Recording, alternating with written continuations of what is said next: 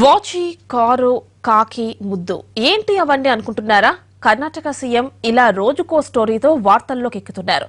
పాలనతో సంబంధం లేకుండానే ప్రతిపక్షాల విమర్శలకు ఏదో ఒక రకంగా అవకాశిస్తున్నారు.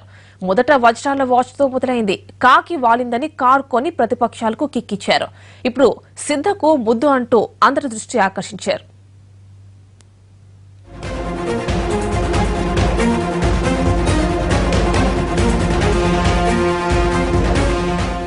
సీఎం సిద్ధరామయ్య స్టైలే వేరు. ఆయన ఏం చేసినా అది వివాదమే. వాచి పెట్టుకుని వార్తలకెక్కారు. కారు కొని ప్రతిపక్షాలకు కిక్కిచ్చారు. ఇప్పుడు ఏకంగా ఓ అమ్మాయి మద్దతుతో ఆయన పాపులారిటీ ఇంకాస్త పెరిగింది.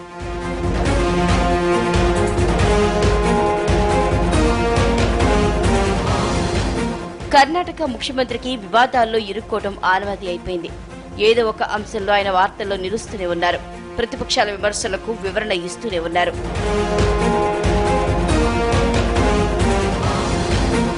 ఈ ఏడాది మార్చిలో సిద్ధరామయ్య పెట్టుకున్న చేతి గడియారం అసెంబ్లీలో దుమారం సృష్టించింది. వజ్రాలు పొదిగిన సుమారు 70 లక్షల ఖరీదైన వాచిని ఆయన ధరించారు. అది వివాదాస్పదంగా మారింది. దాన్ని రాష్ట్ర ప్రభుత్వ ఆస్తిగా ఆయన ప్రకటించడంతో వివాదం సద్దుమణిగింది.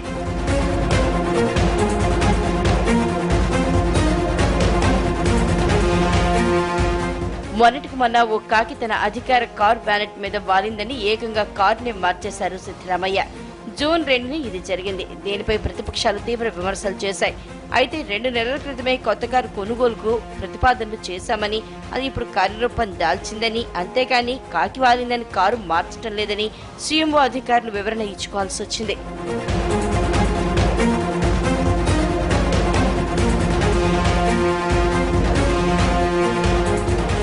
ఇప్పుడు సిద్ధుకు ముద్దు అంటూ సోషల్ మీడియాలో హైలైట్ అవుతున్నారు.